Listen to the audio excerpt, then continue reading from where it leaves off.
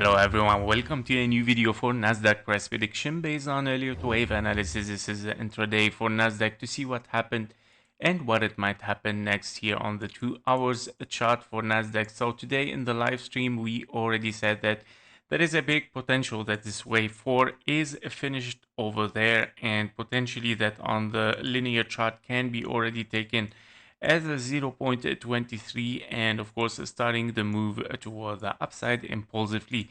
And that because of course on the 15-minute chart we see an impulse, of course, after having kind of like a drop here, which it has finished basically correctively as WXNY.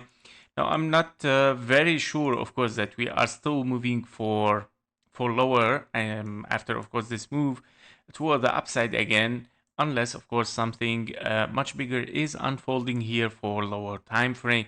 And that means of course you might have 3 waves down, 3 waves up, a little bit even much higher, and then one more wave toward the downside to finish kind of like a regular flat. However, based on the timing, as we saw, of course, we would like to have finished already this structure, and especially that you would like to finish in a zigzag, kind of like a deep structure based on the alternation here with the wave 2, of course, preferably that we have finished. However, so far we took the high, and that means of course it can be an impulse unfolding toward the upside. You would like to see simply continuation toward the upside, so the price should simply continue, of course, in a wave 3 in case we are impulsive. If we are not impulsive, therefore you will come back to this area, very simple, and potentially of course visiting lower lows to finish of course this wave 5 in much more secure, I would say, or much more confirmed structure, rather than just this one finishing with 3 waves here. Now this basically this is a key level that I'm looking for right now. Whether we are bullish, you would like simply to move for higher. If we are bearish, you will come back for lower, and you might take of course again the 20k 900.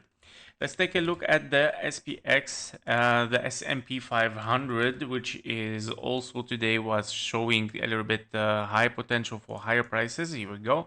And we're still looking for potentially this wave 5 to be finished and taking the high. 5,970 is of course the target for this wave 5 to finish a wave 3 before it follows up with Nasdaq with a deep move toward the downside for a wave 4 in the blue scenario. Your wave 2 is an expanding flat, meaning you would like to have a zigzag, of course, after one more high, a zigzag sharp to reach of course around this blue box 5,740 and 5,818. In this case scenario, you will finish of course a 3, 4 and a 5, where your wave 5 has to finish a wave of course the wave 3 here has to finish a wave 5 in the blue count, and then a 4 and a 5 to finish the full impulse by taking the all-time high, of course, that we would like to see taken by this impulse, and simply continuation later on after a correction. Yep, so these are basically the updates for the intraday. Nothing interesting. We didn't talk about it today on the live stream. So basically everything is still working perfectly as expected, and we cannot really complain about this.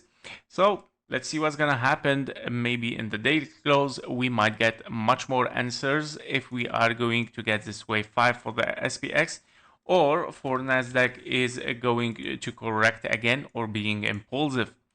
That was it for Nasdaq and SPX. Thank you for watching. Thank you for your likes and comments, and see you in the next one. Bye bye.